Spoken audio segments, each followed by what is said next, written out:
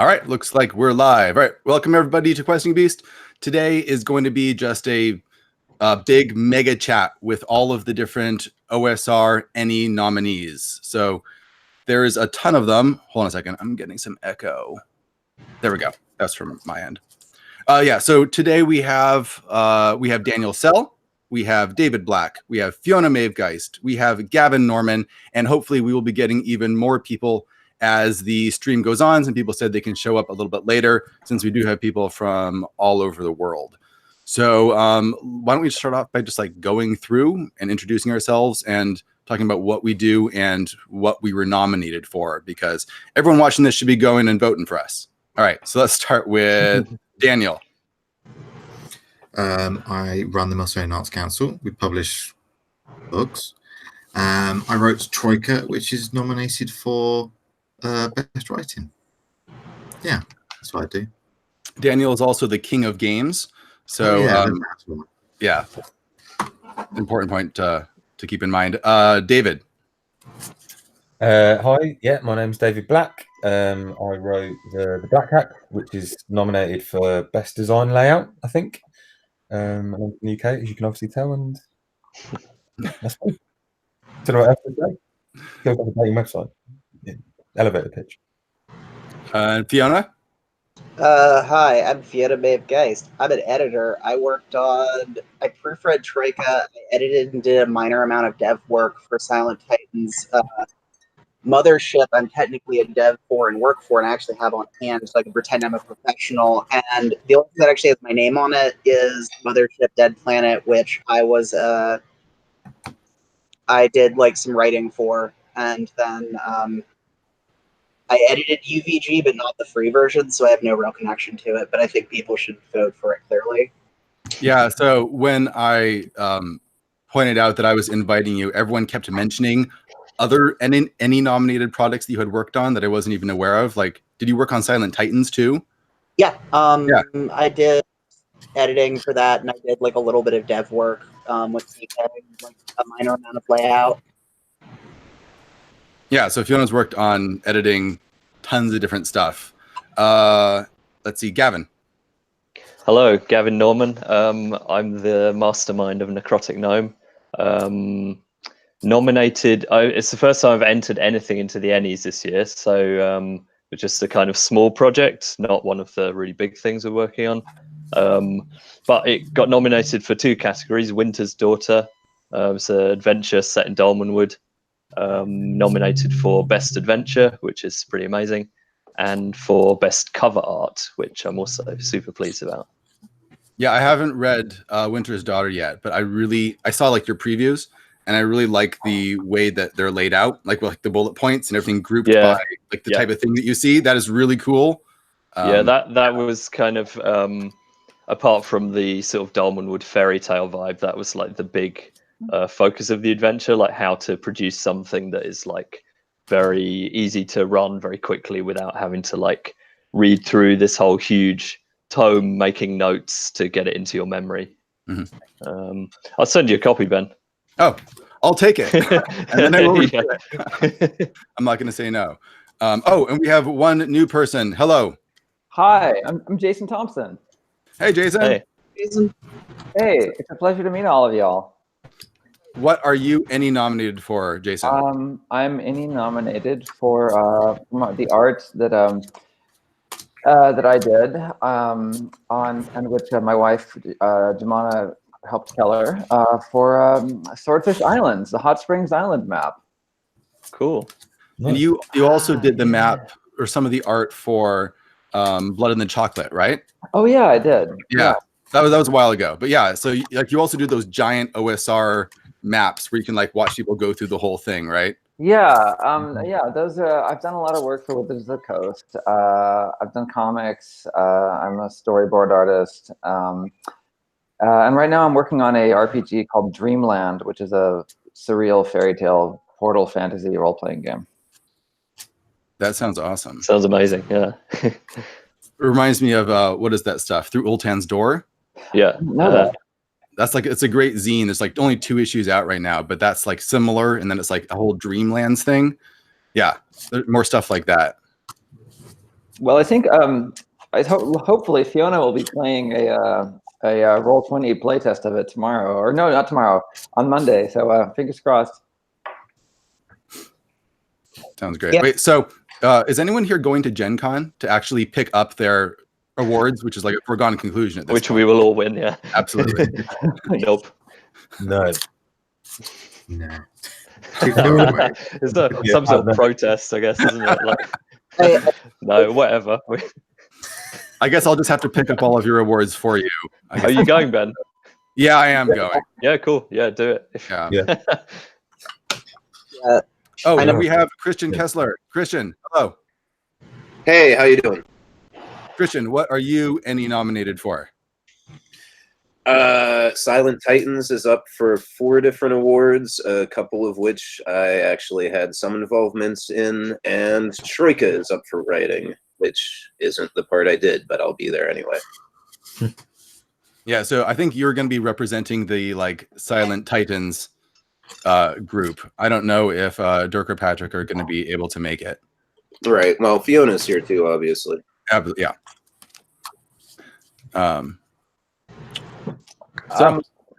I want to say it's really cool to put faces on all of you, and to Yeah. so many people that I've read their stuff and heard about, but I've I either haven't seen or even if I have seen, I've never talked to you directly because I mostly just stay at home in San Francisco and don't go anywhere. So hello. I think it's the same for most of us, probably. Yeah. Yeah, I only know everyone by their avatars. Right. CK does So- look a lot as a dog in welding goggles. Like, is the one advantage? But your dog in welding goggles kind of fucking wins. He's definitely a lot cuter than I am. I probably should just switch to that. Yeah, there I we want go. to zoom in and sit in your talk from behind him. What? You could just get Monty to sit in your chair and talk from behind the dog. Like you could make this a Muppets sort of thing. Yeah, I recommend that. That's a good Yeah, shout. that absolutely wouldn't work. All right, so everybody make a pitch for why everyone should vote for you. Like, were you trying to do something in particular with what you were writing? That do you think you understand why your thing got nominated, and what do you think makes it stand out? I'm just curious to hear everyone's pitches because I've reviewed some of your stuff on my channel, but I don't think I've got to all of it yet. Though a lot of it is like in that pile over there. So, oh wait, we got a new person. Oh, Sean. Sean is here. Hi, Sean. Hey, how's it going, everyone? Hello. Sean, Hey, what Sean, are you? good. Sean, what are you Ennie nominated for? The Mothership Player Survival Guide is nominated for Best Game, Best Rules, and Product of the Year. And Dead Planet, which I did with Fiona and Dawn Stroud, is nominated for Best Adventure.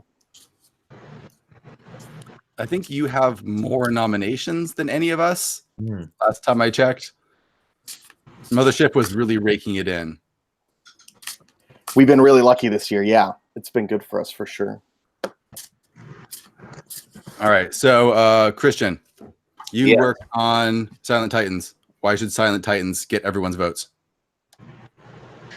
Well, so you were asking about what we were specifically going for and all that, and Yeah. a large amount of that was really just trying to reinvent as many wheels as humanly possible throughout the course of it. One of the complaints that Patrick's gotten for a lot of his work is just the giant wall of text aspect to his prose. So breaking that up into the bullet points and everything was pretty huge part of that, as well as all the weird maps and everything that are breaking all the rules that I could think of pretty much. Yeah, there's a lot of crossover between the way that Silent Titans is written and the stuff that Gavin was doing in Winter's Daughter, in terms of just breaking things down into smaller conceptual chunks. It makes it a lot easier to process. Yeah, it absolutely does. Yeah, hopefully that becomes more of a thing, because that's something I complain about all the time.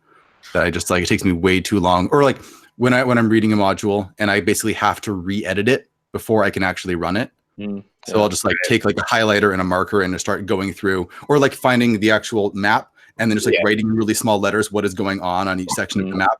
I should not be having to do that. Someone should just be Right. typing that in there. Yeah, Well, the highlighter thing is kind of a pet peeve too, anyway. And I know you reviewed Fever Swamp too, but like I always make it a big thing to treat the hazards and the treasures differently from everything else, that you can immediately pick them out. Yeah. And like what? So did you do editing or design on Fever Swamp? Yeah, I did the layout for that and a good part of the editing too, to be honest. Yeah, like that had the cool thing where if you had like a bunch of enemies, there was actually like circles that you could like cross off. Yeah, right. yeah. To like track. So yeah, so there's like physical tracking stuff in the book. Mm. That book was really nice, so I didn't really want to write in it. Yeah. That's the thing. Like what I would love to see is more people put out like your deluxe hard copy, you know, like all color book, and then like a workbook along with it, so people are actually motivated to write in it, because it's like I can't bring myself, like I'm not going to write in Silent Titans, like that's just not going to happen. Yeah. Because it looks too nice. But if there was just like a really cheap black and white version, then maybe I would have. I don't know. You can always print out the PDF that comes with it. That's true. Yeah. I think you could do it with like a bunch of like black and white one-page PDFs, like worksheets for the adventure to print off. That's a really cool idea, actually. I'd never considered that, but Christian and Fiona are working on a Mothership module that has a ton of, I don't know about a ton, but it's got like worksheets and scoreboards and stuff like that you can print off. Yeah, because is that coming after A Pound of Flesh? I don't know if we know exactly when it's going to come out. We've got 3 modules like actively being worked on right now. I think the next one's actually going to be called Gradient Decline, is the working title, and it's by Luke Gearing of Fever Swamp, and it's about like a evil AI that's running an android factory that's sort of churning out child android soldiers, and he's got a manuscript of that in, and we're going to kickstart that soon. Fiona and Christian are actually running playtests of their module, which is called PTSD or Psychotropics SD at Gen Con. And it's pretty cool because it's the core of it is our take on the tournament module on Tomb of Horrors, but for Mothership. So it's going to be like a funnel, like a DCC funnel with random generation of your crew or your squad. And we're really going it all in on making it super usable, super easy to run at like an organized play event, that kind of thing. Yeah, that'll be a blast from the past. No one does tournament modules anymore, so that'll be really cool. Yeah. No one but us. Yeah. Owning that niche. Oh, and speaking of A Pound of Flesh, Chance Phillips is in the chat. Hi, Chance. All sorts of people showing up in there. So let's see. Oh, Daniel. Yes. Why don't you pitch Troika to us? What, the actual game, or why I should win? Yeah, well, both. Both. Oh, No, I made a website specifically so I'd never have to do that again. It's really, that's a lesson for people who make games in the future. If you, before you release it, make sure you have some way of telling people what it is without having to sit there for half an hour with them at a convention table explaining it. But it's a science fantasy kind of role-play game based on kind of the British tradition of role-play games that kind of petered out about 20 years ago, instead of Dungeons and Dragons and all that lot. And it should win Best Writing because it's only been nominated for one, which is really mean to Dirk and Sam and Andrew and all the rest that drew things in it. And I don't know, I think it's good. Like it's one of the few things I've written that I go back and look at and think, oh yeah, that's really good. That's really cool. Usually it's quite boring to go back and read my things, but there you go. It's good. Everyone should vote for it. Should. Yeah, it's one of those things where I read Troika and then that's how I discovered Fighting Fantasy.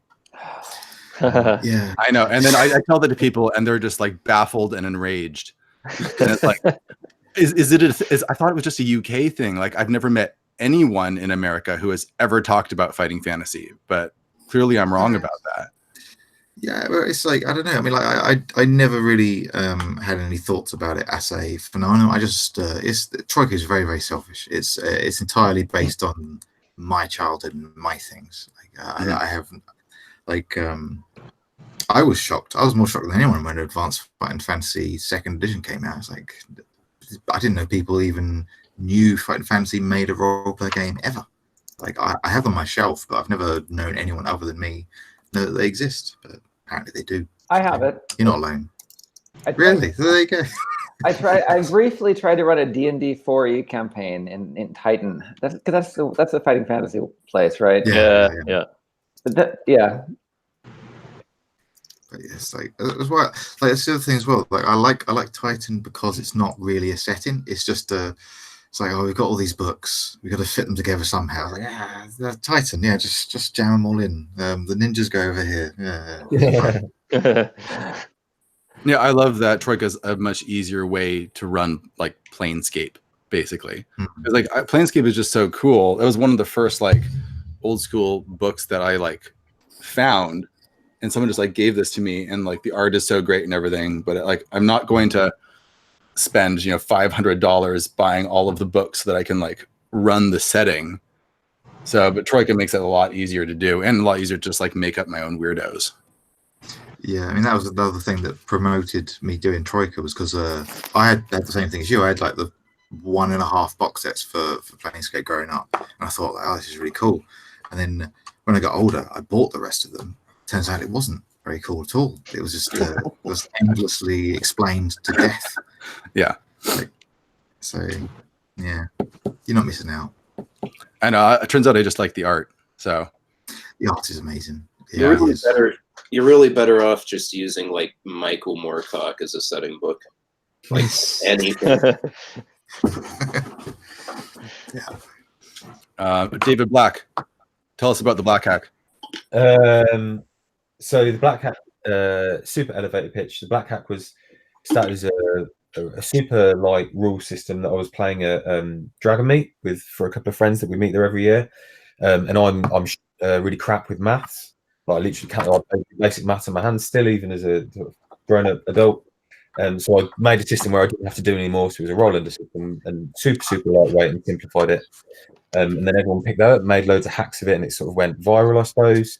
And then I've sort of, for the second edition, created an edition that was what I would like to have created in the first place. That's slightly more expanded rules, but everything's basically the same, still super lightweight. But then the intention was to create a book that you only needed to take one book to the table. So in the second edition, there's basically everything I need. Again, it's like Daniel says, you create these things and they're selfish. So I didn't really consider what people might need, or just what I would need as a gym. I mean, I don't have to use any other resource. If I'm stuck for ideas or I can't ad-lib something, I can pull anything I need from the book. It's up for best design and layout.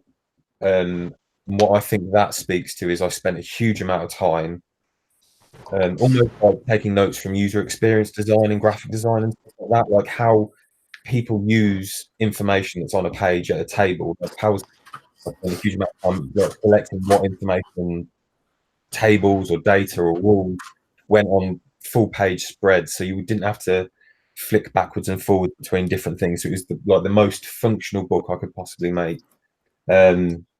And then sort of the most lightweight and comprehensive as well. So that's why I think she wins. I don't think the other books probably do that.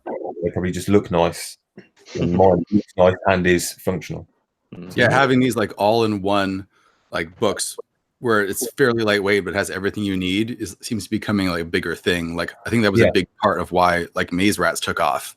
So it was like it has all of the tables in there and has all of the rules, and that's basically all you need. So it's much more portable, and like the Black Hack does that really well. Like the layout is really good because like more and more people are doing everything is on 1 or 2 page spreads. Yeah, you don't need anything more than I didn't want anyone to have to look at a page. I mean, there is some there's some moments in the book where it's like go to this page to generate this extra thing, but that isn't page flipping. That's like procedural step driven stuff. So you work your way through a chain, so you don't need to be going backwards and forwards. I think it's a lot of it's to do with like the audience that we're talking to, the OSR movement or the DIY movement.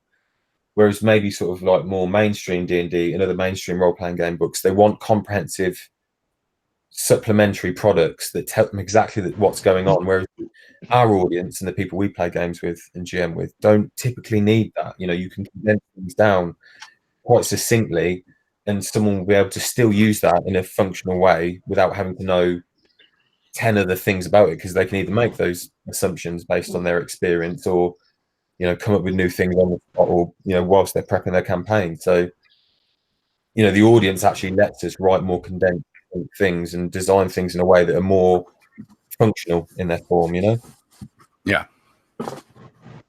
Let's move on to Fiona. So Fiona, you've worked on a whole bunch of different stuff. You want to just talk about like what your experience was editing and writing for all these different products? I didn't do writing for most of this. I mean, like, I redid some lines in Silent Titans to convert it over into the bullet sort of standard with CK, where we'd look at a paragraph and be like, okay, like, what's the first piece of information you need? What's nested information within that? What's, like, the detail you get when you're basically pressed up against it?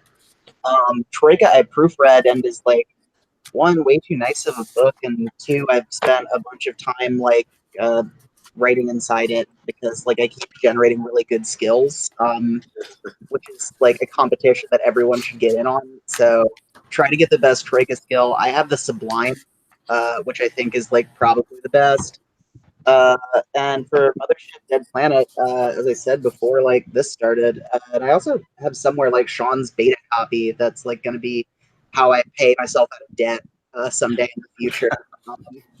But you know, I don't remember a lot of it. I came out of surgery and was like heavily drugged, and you know, a nice man that I'd worked for once was like, "Hey, would you like write a D100 table of nightmares?" And I was like, "This seems like something I could easily do." And then, "Would you look at this?" And I was like, "Sure, I'll look at this." "Oh, would you like a table that does this thing?" And I think that's how I slowly necked my way into a job. And then later, I think I said Luka really early on in being in RPGs, like a PDF of like UBG with like notation on like corrections, and I didn't edit the free version, but whatever. I'm gonna steal glory because I think that makes me have like a gaudy number of Emmy nominations, despite my like lack of actually being nominated. Yeah, the nightmare table in Dead Planet is gold. That stuff is so good, especially since it's so system neutral. I can use it in basically anything. So good. Oh wait, Luca's here. Hi, Luca. Hey, hi, Luca. Greetings from tomorrow. How's everybody doing? So yeah, Luca is the only one really suffering here from the time we've set this up, because like, what time is it over there? It's 1:30 in the morning. Mm. That's Serious. why I look so serious and grim. Yeah. How's everybody doing? Good. Yeah, good. So Luca, why don't you quickly pitch who you are, what you wrote, and why you should win an Ennie Award?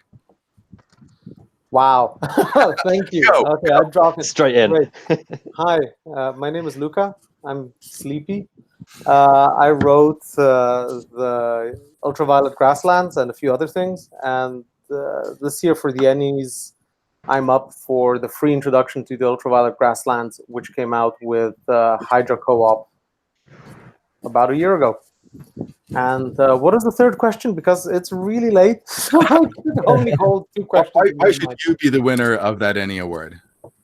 Oh, right. Well, because the book is completely full of art and writing and crazy ideas, and it's really fun, and you know, you'll enjoy it, and it's free, and it's 78 pages.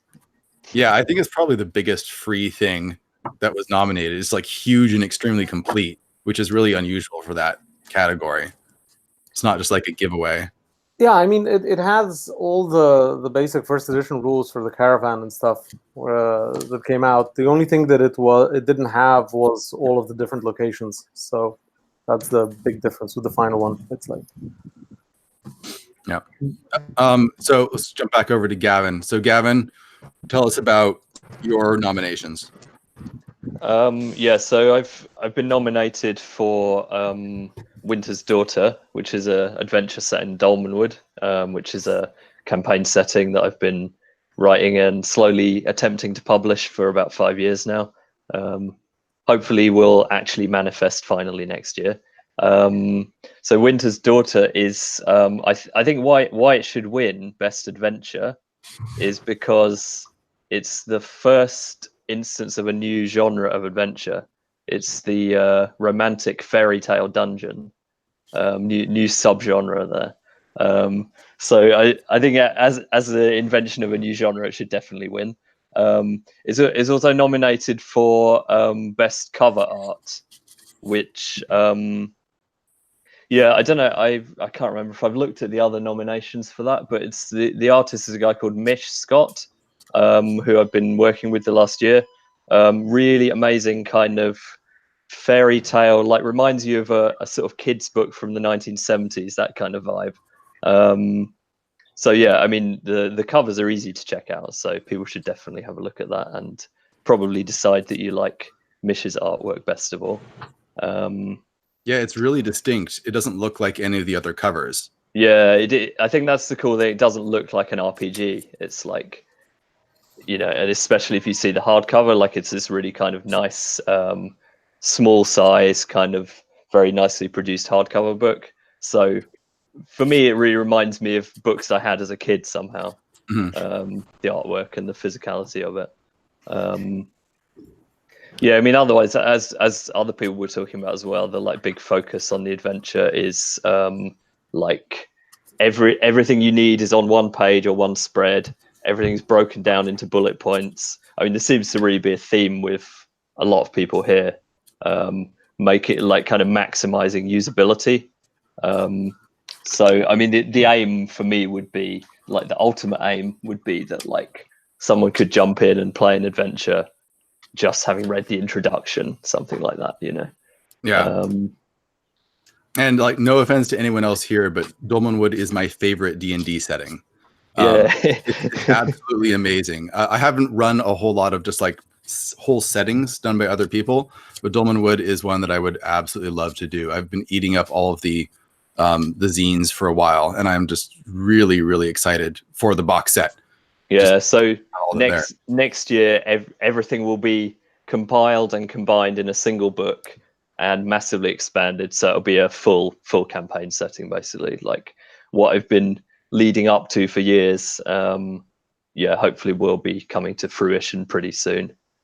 Yeah, and it actually makes me want to run like the original BX rules now that you have old school essentials. Right. Because like I've never like this never really had much of an appeal for me to like go through all of that stuff and like, you know, descending armor class. But the old school essentials makes that so easy that I'm actually tempted to do it just because it looks so nice.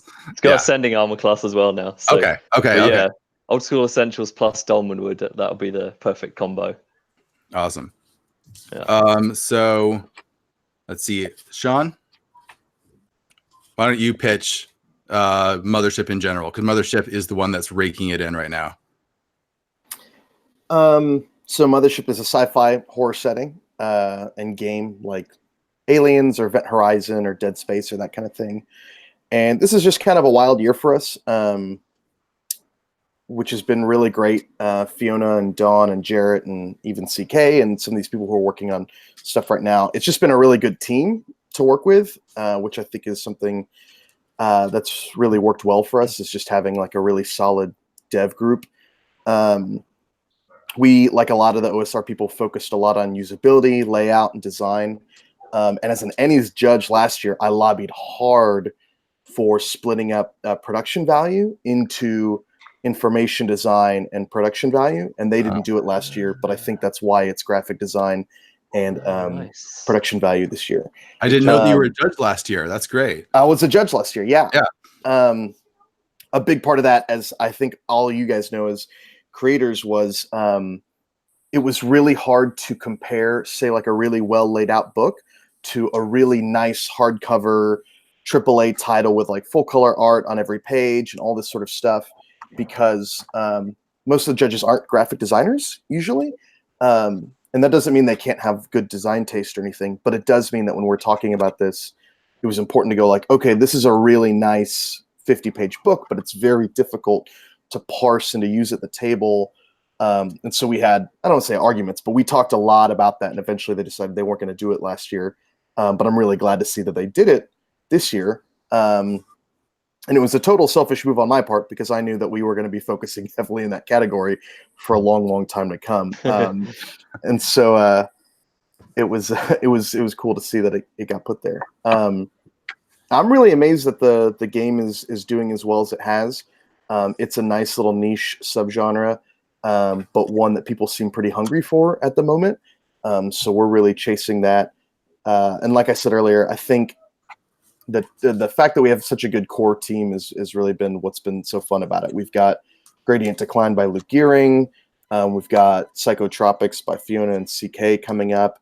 We're working on expanding the core book to a 3-book box set, like the little black books for Traveler, the brown books for OD&D, and just sort of leaning into this zine first edition for us. So it's been really fun. Yeah, because like the thing that Mothership stands out on for most people is the layout and the design, and like the way that the character sheet is like a flow chart. That blows people's minds whenever I see people open that. We got really lucky in that, like, since it's a sci-fi setting, we can pull from basically all UX, tech, graphic design elements, and it feels thematic at the same time as being functional. So we can get away with a lot of things that I think are difficult to get away with in fantasy, because a lot of fantasy readers really want that, I don't want to say like parchment background, but they really want to have that feeling of like an old tome. And so you have to kind of pick your usability battles. I think Gavin's done a great job with BX Essentials of making it still have that kind of old school feel, while very solidly being fantasy in his fantasy sort of versions of it, not in his like old school Essentials classic line. But so that's been really helpful for us in the layout world. It's not a super clever system, which I think is fine. I think a lot of you guys probably spend some time on RPG design on Reddit, and there's a lot of effort put into being super duper clever. And there are like David's really clever, the supply roll, his like loaded encounter dice. There's some like really good stuff out there. But I think a lot of designers think that if you can't design like the most unique system in the world, you shouldn't start. And Mothership is not a unique system at all. We really just doubled down on making it usable and quick to use at the table. Was it nominated for best layout? No, we weren't. We weren't nominated, but we are pretty happy and feel pretty lucky to be in the company that we're in. Yeah, I thought that was pretty criminal because like that's like Mothership's big thing. But yeah, it's from like being a judge, I know that there's like some horse trading behind the scenes, and they like to establish consensus. Like everybody should be roughly on the same page about a nomination, and they like to spread the love. So if a book is getting nominated a lot, they like to really pick their categories. So like we were nominated for Product of the Year, which we certainly won't win, but it was a very, very, very big honor to get nominated for. But that probably folds in other categories. Like they'll say, like, if you see a book coming up in a lot of categories, just put it in Product of the Year, because that's a nomination spot that could go to some other creator, right? Yeah. I think we'd be more competitive in some of the other categories that we've been nominated in. But I'm super happy to just be nominated. Yeah, I should point out that, I haven't even mentioned this, but Questing Beast is also nominated for Best Online Content. And the submission that I turned in as a sample of Questing Beast was my review of Mothership. So maybe that contributed somehow. I don't know. Questing Beast contributed a huge amount to our popularity. We can see the bumps in our numbers from when the reviews came out, and we regularly ask people who join our Discord, we have a pretty active Discord, where they heard about us. And even now they hear about us from two places. They either went back and watched the Questing Beast review, or we did a playthrough on the Board with Life podcast with some friends of mine, and people run and listen to that adventure a lot. Those are two of our biggest places that people hear about it. Jason Thompson, you are here for Cartography. Can you tell us about why your map is so cool? Because it is really cool.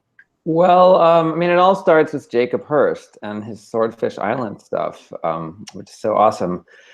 And I actually did a little bit of work for Jacob. I did some black and white art in I think one of the early Hot Springs Island books, like a couple of years ago.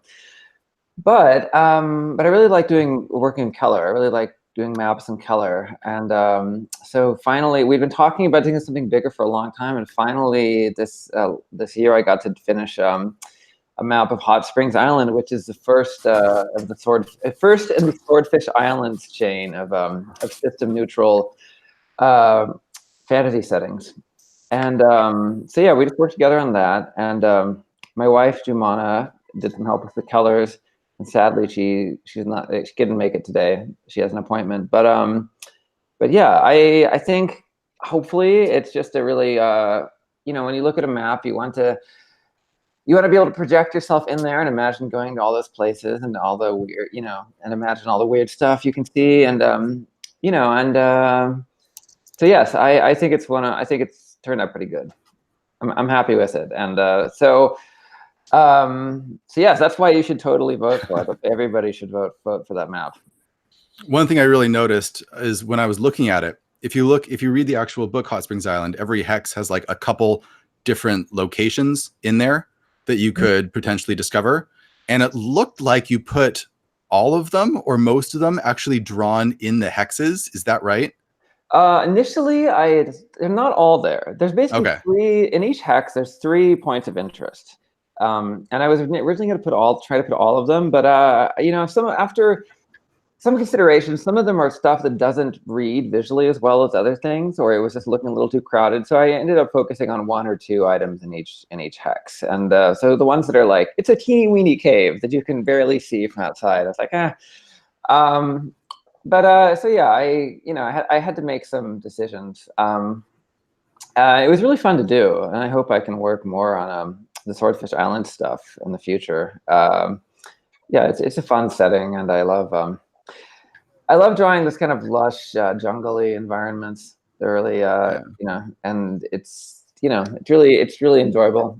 You get to draw lots of giant crabs and things. So. Is the map mostly for players or for DMs? It's for DMs, I would say. I mean, because there's a bit of spoilerage in it. So I mean, it would be interesting to do a 2 version map where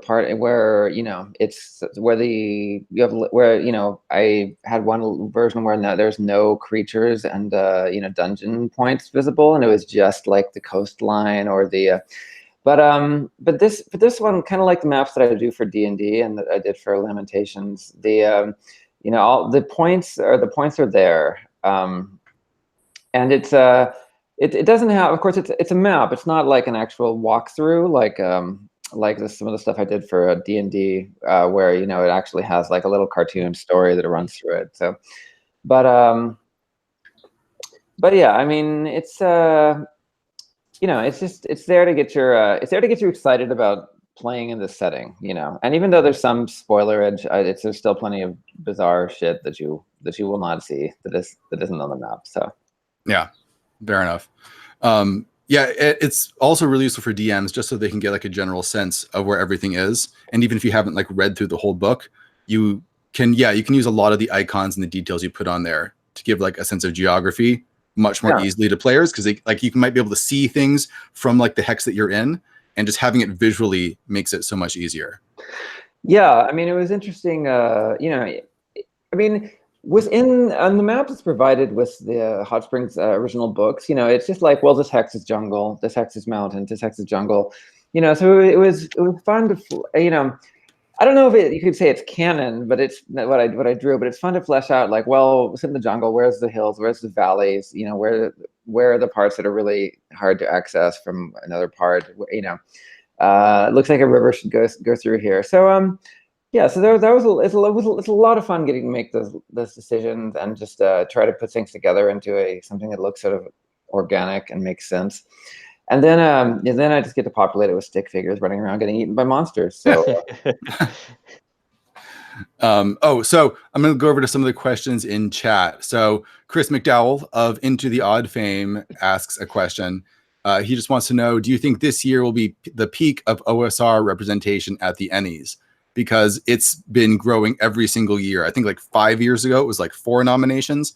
And every year it's been bigger. Last year it was 16 nominations. And I think this year was 17. So do you think we've peaked, or is it going to continue to just like take over the whole award ceremony? Anyone can talk about it. I don't care. I don't think it's going to be a relevant taxa at some point.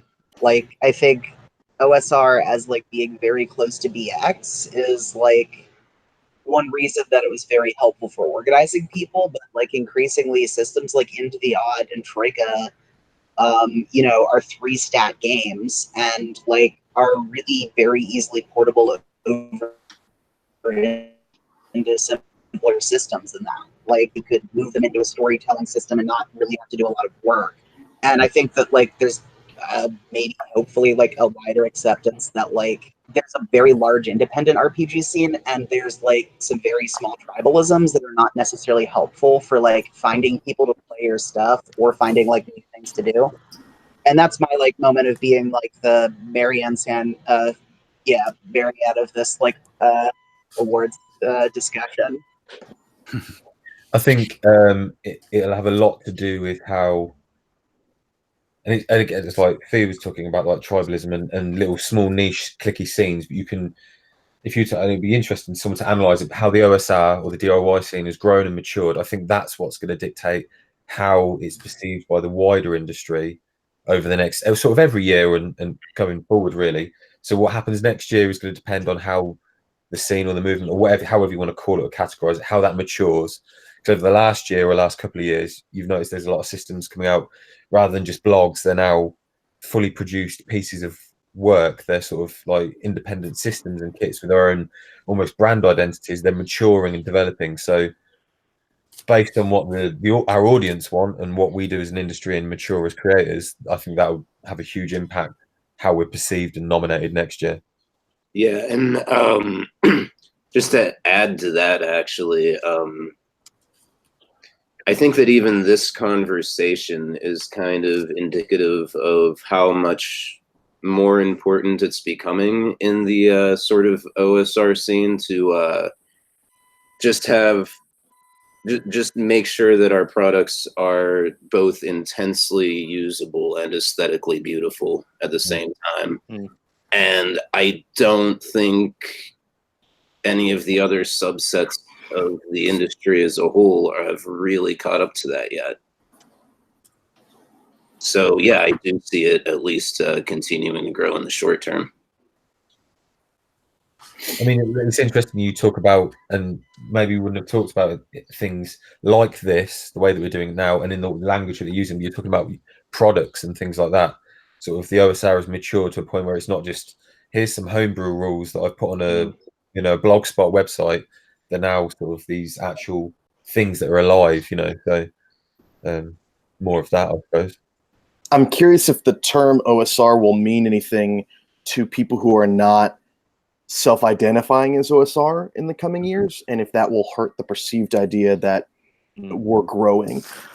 Because as like Mothership's hugely OSR influenced, and I would call it an OSR game, but a lot of people wouldn't. They'd say like, well, this isn't based on anything even remotely old school. It's a totally different genre, all this sort of stuff.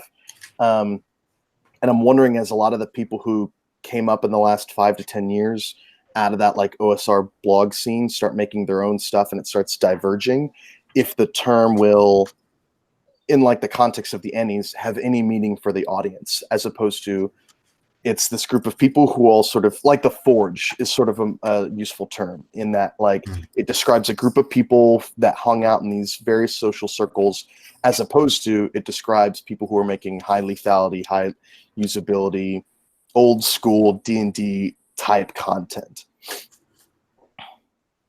Yeah, I think that's what's going to happen too, because Mothership's a good example, Troika's a good example, even like the Black Hack to a lesser extent, where you just see these games that are clearly based on the old play style, but like a rigorous slavish attention to old rules is kind of falling away. And it's becoming much more and more about the play style and just like the emphasis, maybe the tone to a certain extent. But it's going to really start blending with a lot of other genres. I mean, even with stuff like Break, if Break ever comes out, that sort of thing too, where it's like you can sort of classify it as OSR, but it's becoming much less insular, which is probably a really good thing. In my like non-mothership design time, I'm experimenting a lot with story games and seeing like what can be pulled from that world, because like I'm a publisher and there's a big audience there.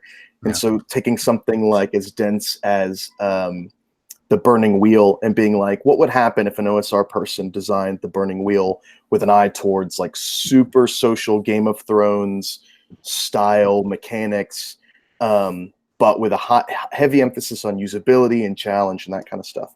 And so that indicates like the direction I'm going is more and more taking the OSR to like genres where I'm going like, man, I really would have liked this game if I didn't have to like constantly improv certain things or constantly be throwing, new narrative twists in here to keep failure interesting.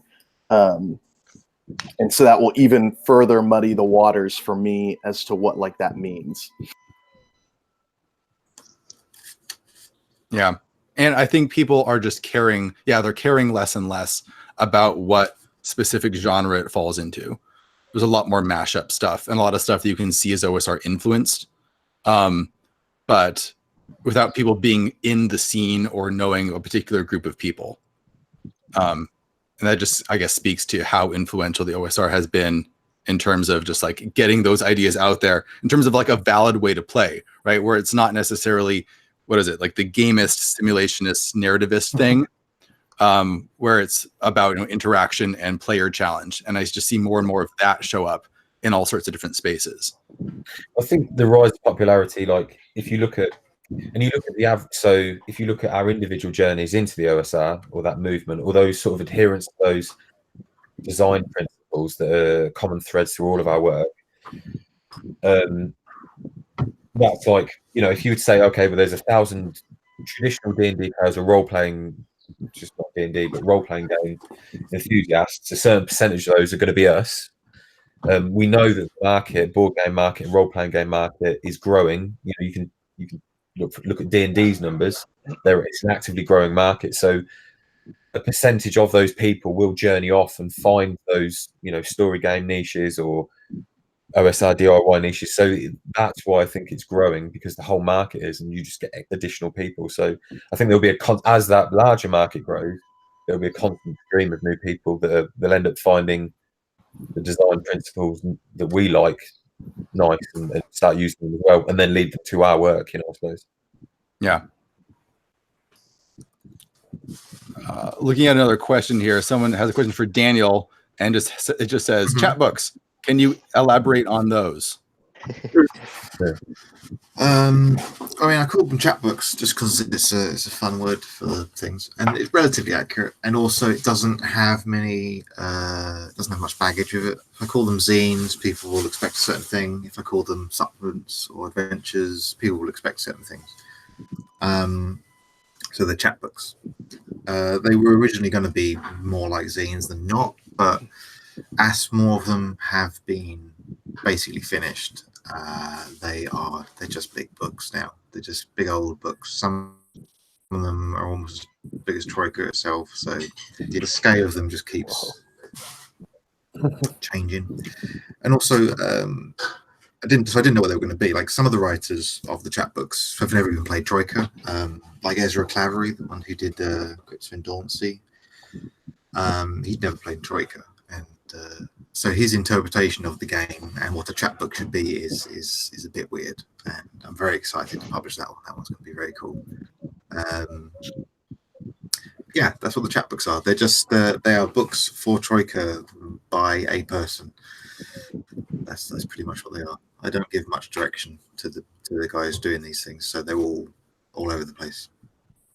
It seems like a bigger and bigger thing where you have a lot of you guys have started your own kind of game lines, and you just have a lot of collaborative people working with you who can just kind of do their own thing, which is, I don't know. Yeah, So did anyone want to talk about that? Because that seems like a really interesting model that more and more people are adopting. I suppose it's I mean, from a practical, entirely just kind of island of me perspective, it's like, I don't know why I would, if I'm telling someone what I want them to write or what I want them to draw, why am I not writing or drawing it? I mean, obviously I can't draw, so it's one of the main reasons. But I'm not going to sit there and tell you, oh, move this over there. I want his hand up like this. It's like, I don't know what I'm talking about. You do it. You know what you're doing. Same with the writing. It's like with people like Ezra. It's like I'm a big fan of his works. That's why I keep making him do things for me. But if I told him anything what to do, I would taint his weirdness. Like he writes nothing like me. His ideas are nothing like my ideas, and I don't want any of me to creep in on his his end product. Yeah, it seems like a thing that the OSR is particularly good at. Like there was a discussion on Twitter yesterday because Cubicle 7 just released the cover art for their new Lord of the Rings game, which looks fine, but everyone was like, what if you had a Lord of the Rings game that was all done by Ian Miller, right? Like all the art was done by him, or was all done by who's the woman who did the Moomins books? Tove Jansen. Yeah, because she did a lot of Hobbit illustrations, which are amazing. Right. And so all these big companies aren't willing to just find collaborators or artists who have just a vision and just kind of letting them run and creating something that's kind of weird and out there, but has a distinct flavor that you're going to remember, instead of this, fairly competent but kind of generic art that you're going to forget the next day. The digital oil standard of everybody. Sorry, Luka? The digital oil standard of everybody. Yes. It's like if you look at the art of the last 15 years, the average art in fantasy and science fiction has gotten much better, and all of it now looks like it's made with the same set of oil brushes and tutorials through Photoshop. So it looks really good. The only problem is you see it and then it's like there's probably 100 artists that are doing a thing that looks almost the same. It's a lot of these books seem like they're art directed to death instead of actually letting the illustrators do something different. And aesthetic fatigue. Sorry? Aesthetic fatigue, when you get over and over and over again similar sort of stuff, you get tired. That's effectively. I was talking to I don't know, some of you might be familiar, but Russ Nicholson, who did Fight and Fantasy and early Games Workshop stuff for a project, and even he was saying, when I was talking to him how he wants to work and stuff, he seems to be under the impression that everyone he works with is going to want to direct him just into the ground. So even he is getting that issue of people saying do this, do that. It's Russ Nicholson. It's he's legitimately famous, and you're coming in here saying oh yeah, do it like Dungeons and Dragons does it for me, Russ. Go on, Russ, do that, Russ. Change the color of the sky. Why did you make the sky turquoise? It's not supposed to be turquoise. It's just it's insanity. It's absolutely crazy. The sort of the point about voices and distinct. That's one of the things that I think has been a selling point of the movement, whatever you want to call it. There's the people who work, whenever you go into a Reddit thread and they're like, all right, what OSR book shall I pick up? There's a few names and a few things that always come up again. And it's because they've got such distinctive voices, either tonally or subject matter or whatever it is. The OSR is pretty. No, I don't know if it's rare, but it's notable for that. Having it, it's authorial. If in the field of role-playing games, one thing that really stands out in the OSR is that the voices of different authors and the different artists are really strong. Now, to an extent, for lots of us, even for myself, the technical skill might not be, perfect. Although hopefully someday, 10 years from now, I'll be able to say I'm doing relatively well. But still, there's this focus on an authorial voice, which I haven't actually seen that much in other role-playing games, at least recently. And for me, this really stands out, and it actually makes things interesting. So that even if a certain adventure or module or setting isn't personally interesting to me as something I would run, if the author has a voice that I enjoy, it's sometimes actually useful, interesting, fun for me to read. and then just mine for ideas or just to see what this creative person is doing with this art form. It's also highly experimental as well. Like I know that most people here, creators, love get a kick out of trying different weird shit. So that just adds an extra layer on. Yeah, I mean, like a good example is like Scrap Princess's art, which I really like, but I know a lot of people just hate. And that, I mean, that could be one of the reasons why a lot of these larger publishers won't do this, because there's a chance it'll be divisive. Well, Yeah. I mean, they like Hasbro even not too long ago tried to like dip their toes in the water when they had Dyson do a bunch of maps for that Waterdeep heist or whatever it was. And I don't know what the overall sales of it were like, but if you looked in the Reddit threads, there were all kinds of just mouth breathers in there, like you just couldn't get it. Like it looks like a kid did this map. It doesn't look like somebody spent 10 minutes in Photoshop on a, you know, pre-produced tile set, arranging it around. What are they feeding us here? It was like a big breakaway from like the style that they've done with Mike Schle's maps. He's like one of the principal cartographers, isn't he? Right. And what's interesting about that is that it's not like Dyson's maps are obviously an OSR standard. Like that's almost like the language of maps from many people in the scene. Right. But even that experimental. It's not like a Jackson Pollock. It's not abstract. It's just. Do you know what I mean? That's what's interesting about that. So they really will steer clear, Right, turn people off, and that's such quite a minor change in direction. It's not like you suddenly put a whole double-page spread of scrap art in a Wizards of the Coast publication. That would just blow people's fucking minds. Like exactly, and just even Dyson was just like making people's brains turn to putty. Yeah, exactly. Yeah. So they'll steer well clear of any kind of like Ben said, divisive. Right. Content. Yeah, it's just fascinating that like It's people aren't even really judging whether the art is good or bad. They're just judging whether the art looks like the art in all the other books. Yeah. Well, to a degree, if you're, and I don't know this for a fact, but if you're one of the producers at Wizards of the Coast, so you're coming up with ideas for new products for the next quarter or the following year or whatever. You've got to you are literally just making a product at that stage, and you've got to say, okay, well, what's going to perform the best and what's going to do well with the audience, and that's not going to be sort of shaking any trees and seeing what falls out, sort of thing. Yeah. What were you saying, Fiona? No. Frozen. May have lost Fiona. I think David brings up a good point about WotC. I think a lot of people see the like layout that comes out of the OSR and they're like, why don't the bigger companies do this? And I think the thing that they know that I think some people struggle to understand is like there's a huge chunk of the industry or the buyers who want a pleasant like bedtime reading experience. But that is like what they want out of the product is to read the module, not to run it at the table. And I think WotC knows that's where their money is. And I think one thing that's nice is as games like these start to win more awards or sell more games, you'll see that sort of trickle up.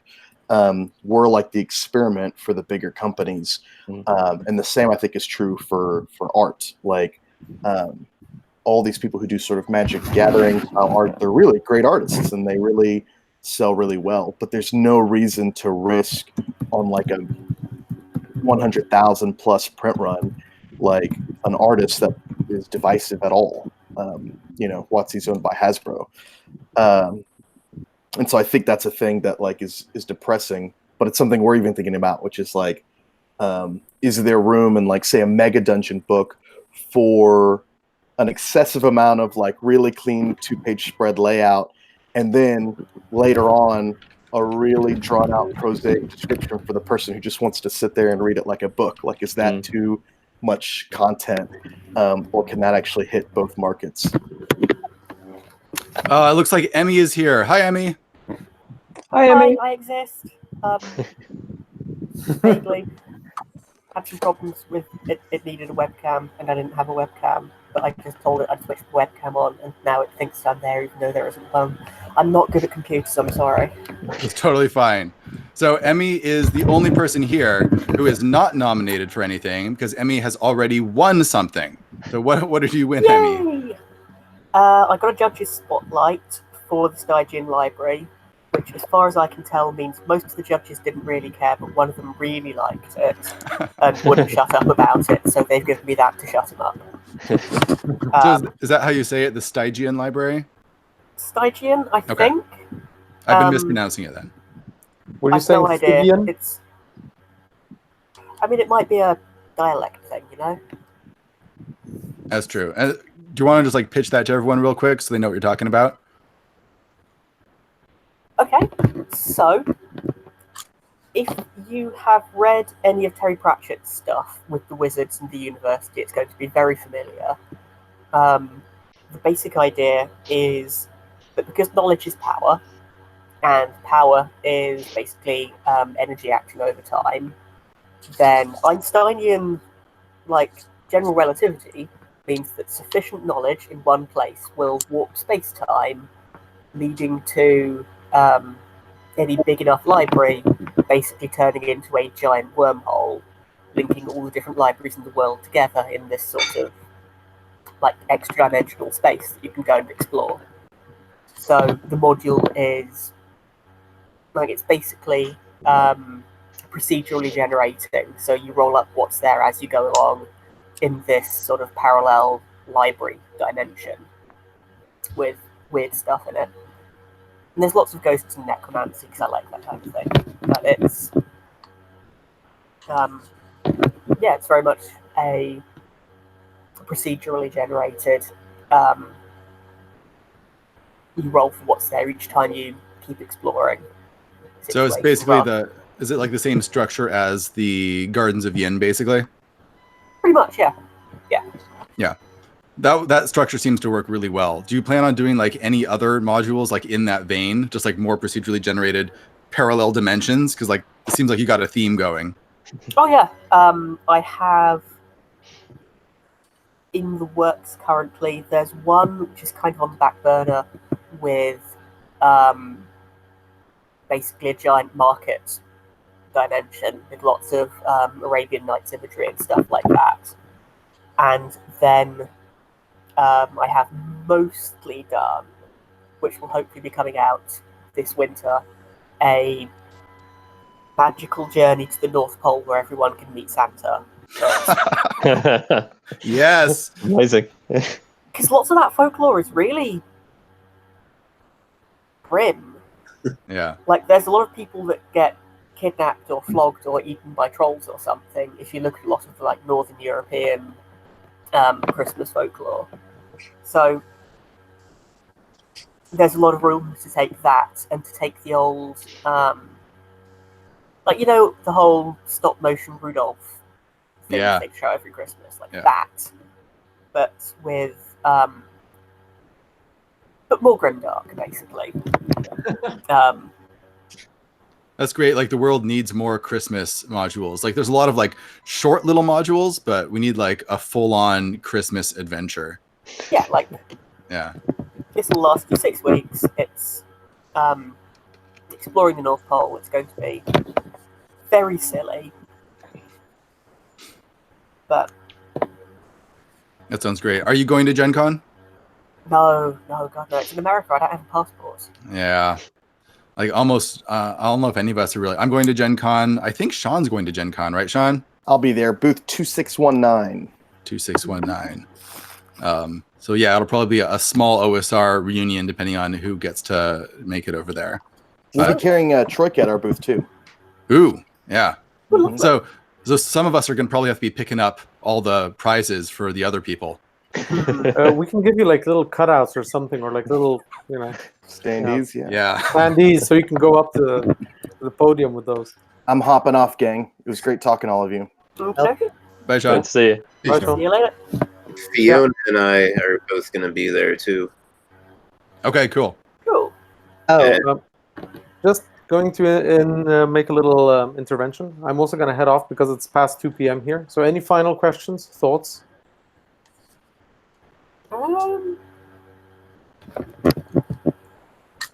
When's your stuff coming out in like I know you have so many projects in the works, right? You have like Long Winter and like you have like the city one.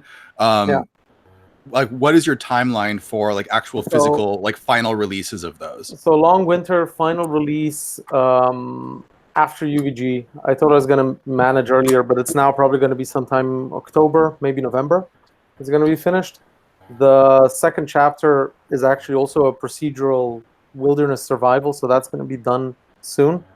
And then it's like the third part, which is actually where the players go and try to stop the winter goddess from killing everybody. So that's going to be interesting. So that's going to be this autumn, and the Dead City adventure module and so on should be done sometime April next year, and then possibly some other short things in between. Yeah, that's great. Yeah, you're a machine. I've never seen someone write modules that fast. Well, the writing part is easy. The layout and stuff, that takes forever. Polishing it off, oh god, it is so hard. Does anybody else share my pain? Well, it's especially if you're in the OSR and you actually care about the layout, then it just like slowly drives you insane as you just like I'm shifting towards like I'm going to go to single column and simplified stuff and like smaller pages, and if there's like too much to fit on a single spread, hey, it's just too much, it's just going into the fiction section. That's it. So simply because of that, yeah, going along slowly, and then next year maybe a Gen Con even, who knows. Nice. Sounds great. Okay, well, thanks for joining us, Luka. Yeah, does anybody want me to draw something for them? Quick request. Come on, somebody, be brave. You'll get an illustration tomorrow. Hat. You want a hat? You want the hat? Can I get a picture of me riding a kangaroo and wielding a crudely made spear? Fine. Here, let me take a screenshot of it. We're getting a pose for the screenshot. You're going at a kangaroo with a crudely made. There we go. Okay. Good night, folks. Night, Luka. Night. So we got a new question from Chance Phillips of A Pound of Flesh fame and Phantasmagoria. He wants to know, if you had Wizards of the Coast budget, what would you do differently? I assume with Dungeons and Dragons in general. Hire more interesting creators. Yeah. And let them do what they want. Just go wild. Yeah. Pretty simple formula, you know. I'm going to be needlessly contrarian and just point out that, like, the generic D&D experience is the thing that they're selling and the only value to that IP at this point. So, like, literally, if they change that, all they're doing is, like, seeding the market to other people, which I totally want them to do. But, like, I doubt Wizards of the Coast is going to, like, commit brand suicide. I mean, even if you're doing that, 5th edition is not a great edition of the game. Like, it has so many things that need fixing. Yet it sells so well because people don't care about rules other than neurotic compulsives that like indie RPGs, which is like me. Yeah. Like, those people could have their bad game and not touch things that I like because they'll like ask me to explain things that like don't make sense to me. Like, I just don't see, like, you know, a psychosexual module coming out for, like, you know, Wizards of the Coast anytime soon. If they do it, I'll, like, eat my hat. Like, I will, like, devour a hat on stage. What if they made an imprint, like a Vertigo or something like that? Because you could. They have infinite money. Yeah, just do something on the side. Yeah. You could do that. They could do that without changing anything, really. That'd be cool. Well, I mean, D&D is as popular as it's ever been, right? At this moment, I think. And partly that's just the 80s tail end of the 80s revival and Stranger Things and everything. But yeah, I wonder. I mean, it's questionable how much motivation they have to change things, because clearly they're Because clearly it seems like they're doing pretty good. Yeah, although I want them to establish difference. Like, if they did their own version of Black Dog, like, Montreal by Night is, like, one of the better books ever put out, and also, like, the only system to have officially branded erotica written under its adult-only imprint, and, like, I don't know why everyone's slacking on their systems, but, like, once I see Troika erotica, I'll be like, you've made it, man. You know, I wonder, like, how well. I mean, I know 5e is doing really well. Like, it must be, given the ridiculous amount of just like live plays and so on that are going on. But it's like, it doesn't seem like. I mean, they're being very, very cautious in terms of like their release schedule. They release like 1 or 2 books a year.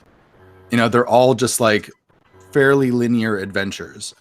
So I wonder like how much money and like leeway Hasbro is actually giving them to try and do stuff. Like, can they actually do anything they want? Because I kind of doubt it. I mean, this is all. Sorry, yeah. No, I'm sorry. I didn't mean to talk over. But I feel they're just trying. I just wanted to say, I feel they're trying to avoid like the glut of the 2nd and 3rd edition. You know, they're just really, really trying to keep it, play their cards close to their chest. You know. 2nd edition is that edition that's really successful for having a lot of sets that people like Planescape and Dark Sun, and yet like they sold so badly under that like the returns of unsold product like put them so far in debt they couldn't print their next year and therefore get like money, which like is that weird problem that will probably make Wizards always make some like very cagey decisions. Is like everything looked good for 2E, and then like suddenly people decided that like there's only so many Ravenloft modules that I would buy, and that number is like less than like anyone other than me. And I've read all of them, and like most of them are just not very good. You know, the thing that I would probably do if I just had like infinite WotC money, like it is weird that they don't have any setting books at all. Really, they have like the Sword Coast Adventures Guide, which apparently no one really likes. Cross promotion for Magic. Yeah, that's their only big one. Yeah, you're right.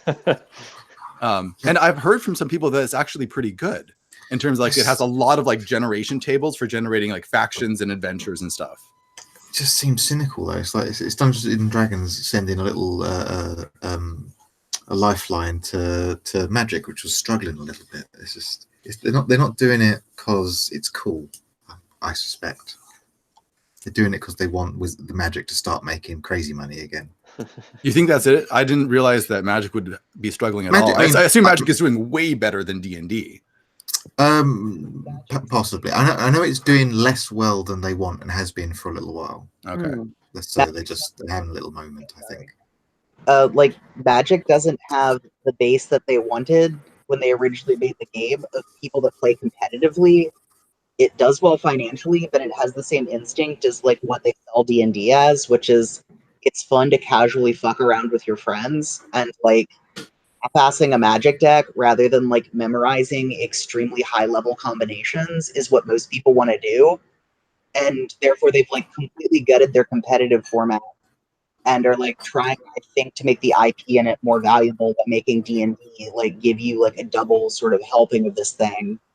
And then they could also very conservatively update through Magic the Gathering sets and kind of do what 2E did, but already have some brand awareness of it, where like Planescape introduced the idea that you use like weird jargon slang in like your setting books, like, you know, with calling everyone Burks,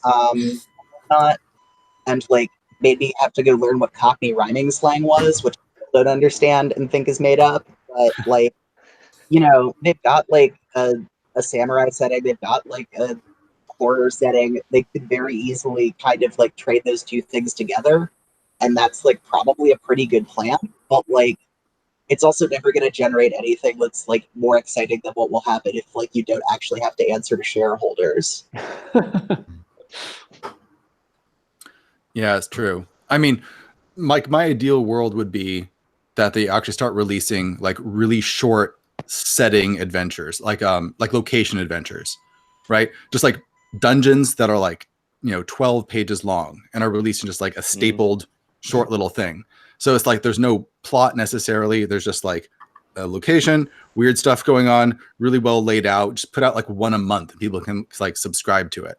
Just to like get people in the mindset of just like having an open world with lots of like little adventures scattered around it. I think that would be the best way to get people into that whole like framework. Because right now everyone is running these long, very linear adventures. So I mean, maybe some of them aren't as linear as I thought. I haven't like run all of them, but that's the way they seem to me. Yeah. Like, the thing which I find with 5th Ed is, I mean, it's the same thing that you had with 3rd and 4th and so on, is that if you compare it to any of the other games, like any of the traditional 1 GM, 4 players setup games, the assumptions are all weird.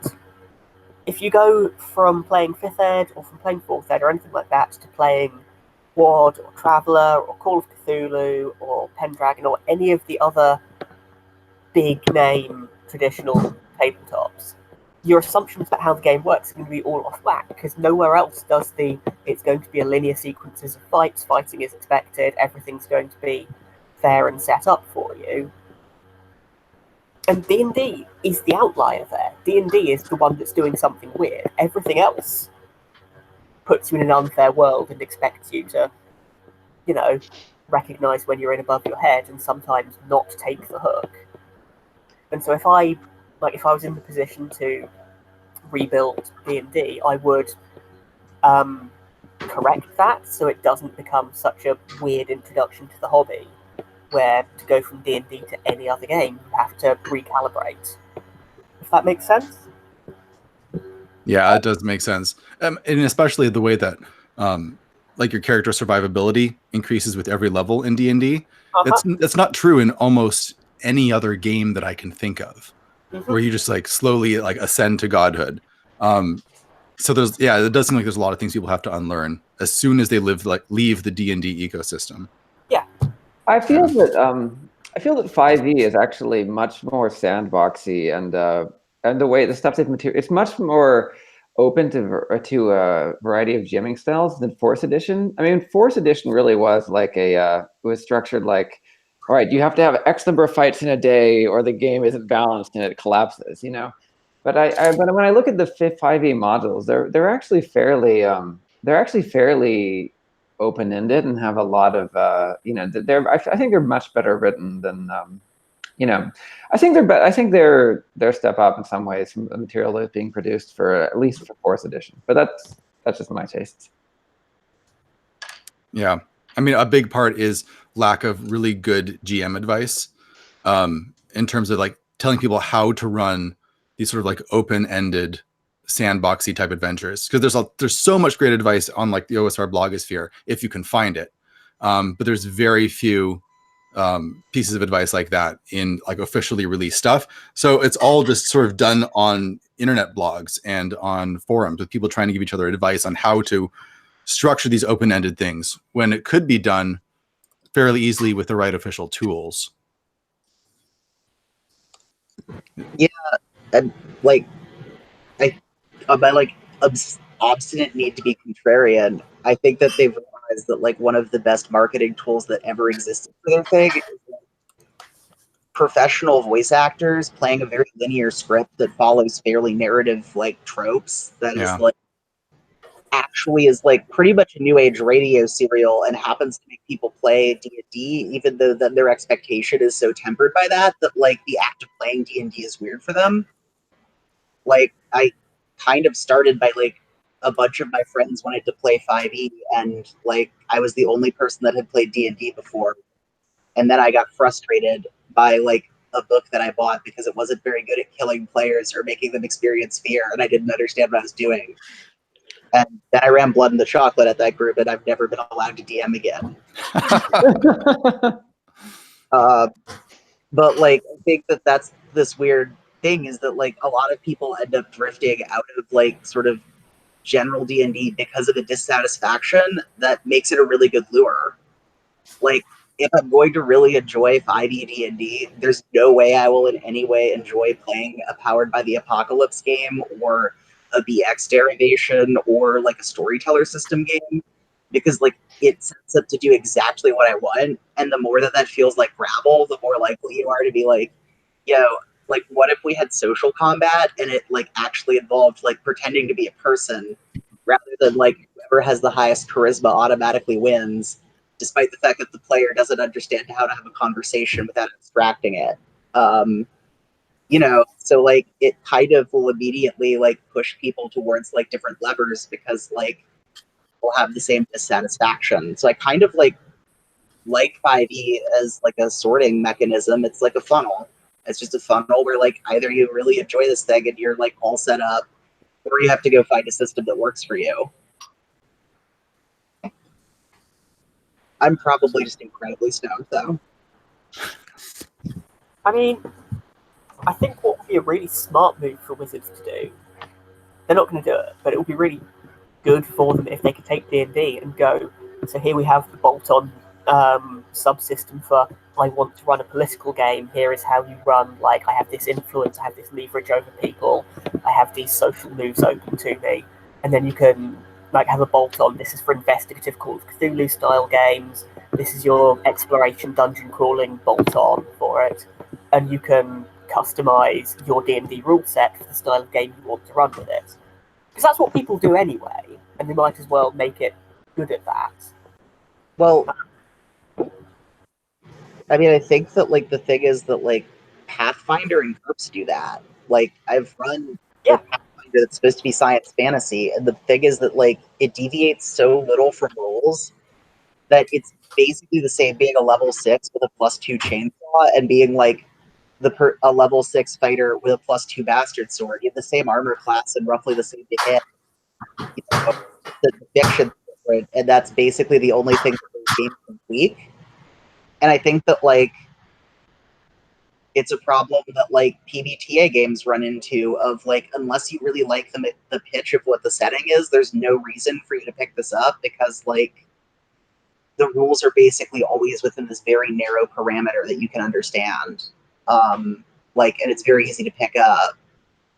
I don't know. Like, again, I'm very stoned, but like, I really think there's like an amazing sort of crucible to like just the existence of 5e as is, to the point that like I find it perversely joyful to go play very generic 5e, where I'm like, yo, no one is mutating, and no one's spell failure has caused like catastrophic things to happen to like nearby children, and like no one has attempted arson as a means of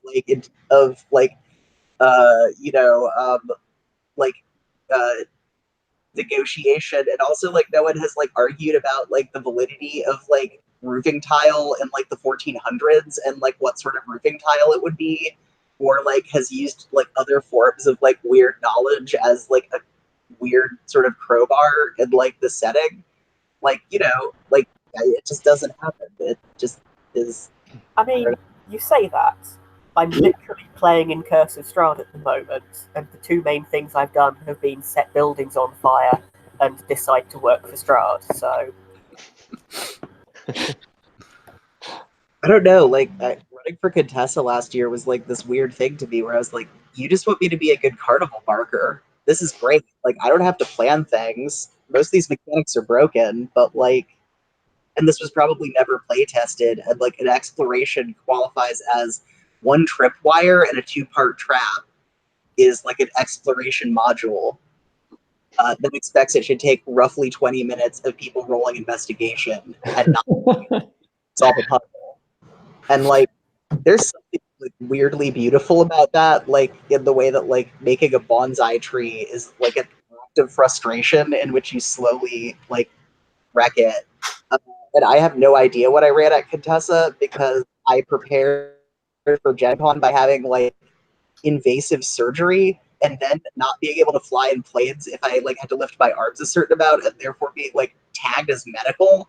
So being pushed in wheelchairs between like bits and pieces of airports, and then occasionally because of cancellations sprinting across an entire airport because like I was in Carolina and like half of it was under repair via like sticking cardboard to a wall and like stapling it there and being like, we're under construction, and I'm like, I do not want to be trapped in this place.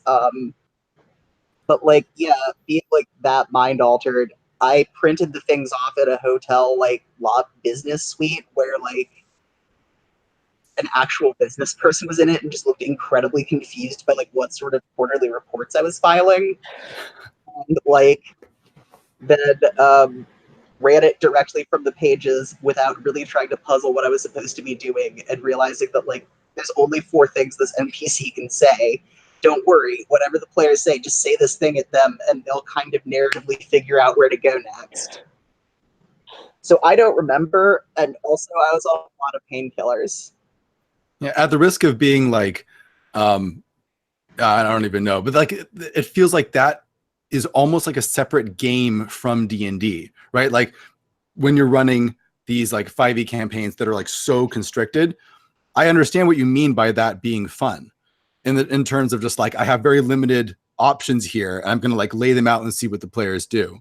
But it's, yeah, it requires a totally different mindset to run that and to play that. Yeah. Yeah.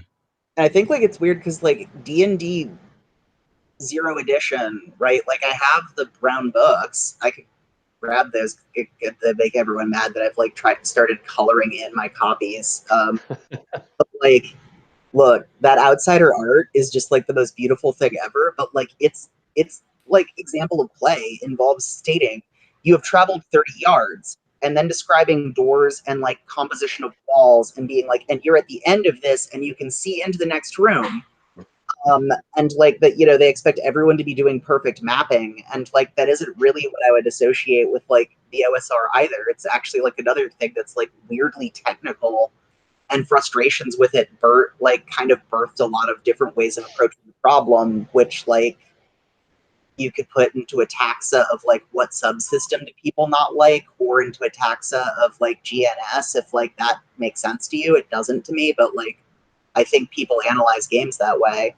I mean, maybe like a Wizards of the Coast toolkit that actually laid out like 10 different ways to do each subsystem of D&D. So it's like initiative, here are 10 different ways, select them.